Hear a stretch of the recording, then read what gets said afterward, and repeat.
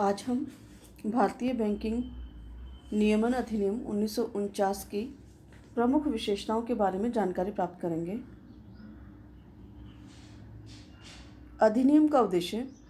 इस अधिनियम के उद्देश्यों का संक्षेप में अगर हम कहें तो देश में संतुलित बैंकिंग विकास, बैंकिंग क्षेत्र में व्याप्त बुराइयों को दूर करना, उनकी अनुचित प्रतिस्पर्धा को समाप्त करना, सुसंगठित मुद्रा बाजार का विकास करना, बैंकिंग को विकासोन्मुख बनाना और रिजर्व बैंक की मौद्रिक और साख नीतियों की सफलता सुनिश्चित करना, ये प्रमुख इसके उद्देश्य रहे हैं।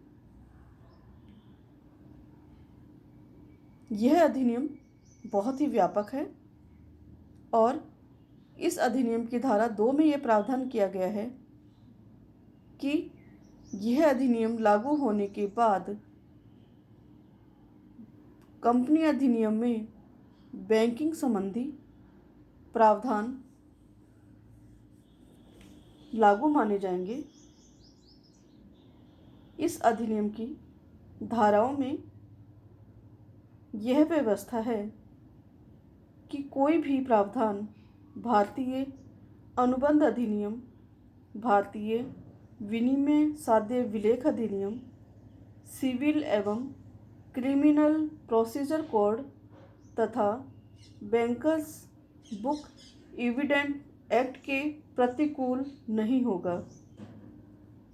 जिन बातों के संदर्भ में इस अधिनियम में कोई प्रावधान नहीं है, उनमें संबंधित अधिनियम के प्रावधान ही लागू होंगे। अर्थात माना कि यदि भारतीय अनुबंध अधिनियम में यदि कोई प्रावधान है और वैसा प्रावधान इस बैंकिंग अधिनियम में नहीं है, तो भारतीय अनुबंध अधिनियम के प्रावधान संबंधित कार्य या व्यवहार में लागू होंगे।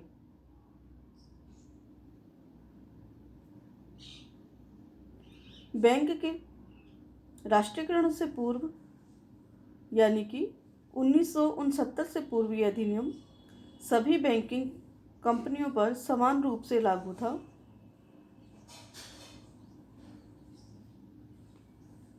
राष्ट्रीयकरण के बाद इस अधिनियम की केवल वे ही धाराएं लागू है जिनके लिए 1970 में अधिनियम में प्रावधान किया गया है। इस अधिनियम को बैंकिंग कंपनी अधिनियम 1949 के नाम से पारित किया गया था, किंतु 1965 में संशोधन करके इसे भारतीय बैंकिंग नियमन अधिनियम 1949 कर दिया गया और आज भी इसे इसी नाम से जाना जाता है। क्षेत्र विस्तार। यह अधिनियम सितंबर 1965 से पूर्व सहकारी साख समितियों पर, बैंकों पर जो सहकारी हैं उन पर लागू नहीं होता था, किंतु सितंबर 1965 में इस अधिनियम में इस प्रकार का संशोधन किया गया कि यह सहकारी बैंकों तक बढ़ गया है इसका क्षेत्र और उस पर भी यह लागू होता है। इस अधिनियम में 56 धाराएं हैं तथा एक परिशिष्ट है। 55 धाराएं तो इसकी देश के व्यापारिक बैंकों के संदर्भ में है और 56वीं धारा देश के सहकारी बैंकों के संदर्भ में है। यह अधिनियम सभी बैंकों पर लागू होता है और 1956 के संशोधन के बाद तो यह जम्मू कश्मीर पर भी लागू होता है। यानी अब यह अधिनियम देश के सभी राज्यों के बैंकों पर समान रूप से लागू होता है। आपात अधिकारों के प्रावधान। इस अधिनियम में केंद्र सरकार को यह अधिकार दिया गया है कि आवश्यकता पड़ने पर भारतीय रिजर्व बैंक के द्वारा लिखित आवेदन पर वह इस अधिनियम के समस्त प्रावधानों या कुछ प्रावधानों को अधिक से अधिक 60 दिनों तक के लिए स्थगित कर सकता है। बैंकिंग नियमन अधिनियम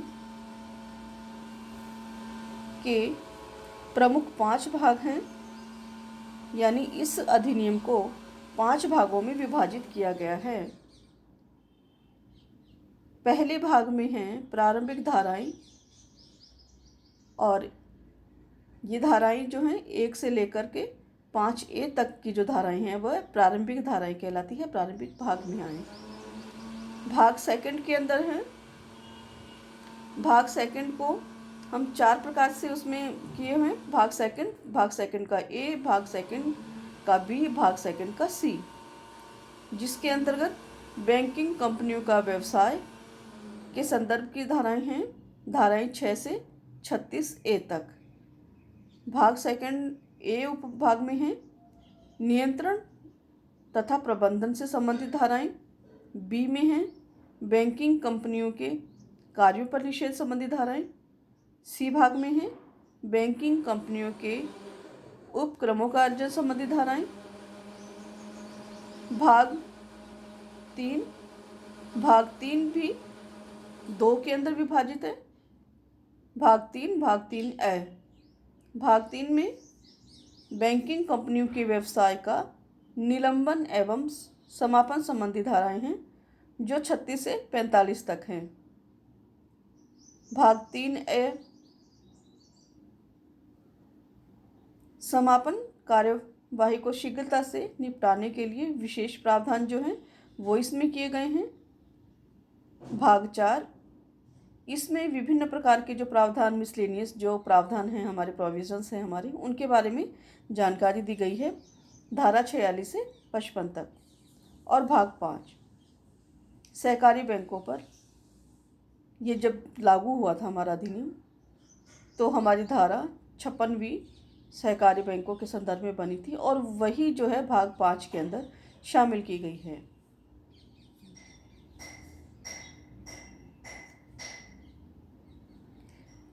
इस प्रकार ये इसकी विभिन्न विशेषताएं हैं, जिसके कारण यह बैंकिंग नियमन अधिनियम भारतीय बैंकिंग व्यवस्था में प्रमुख भूमिका निभाता आ रहा है।